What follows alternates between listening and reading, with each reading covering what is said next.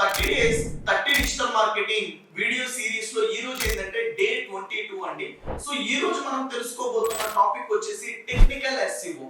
So చాలా people ఏంటంటే SEO అయితే చేస్తూ ఉంటారు. డిజిటల్ మార్కెటింగ్ లో ఎస్ఈఓ అనేది ఒక పార్ట్ అనేసి ప్రీవియస్ వీడియోలో మనం డిస్కస్ అయితే చేసుకున్నాం. సో ఈ టెక్నికల్ ఎస్ఈఓ మాత్రం అయితే నెగ్లెక్ట్ అయితే చేస్తూ ఉంటారు. టెక్నికల్ ఎస్ఈఓ లో ఏంటంటే మనం ఏం చేస్తామంటే మన వెబ్సైట్ లో ఏవైతే కొన్ని థింగ్స్ అనేది ఆప్టిమైజేషన్స్ అనేది ఇంప్లిమెంటేషన్స్ అనేది మనం చేస్తూ ఉంటామో చేసే టైంలో కొన్ని ఇష్యూస్ వస్తాయి.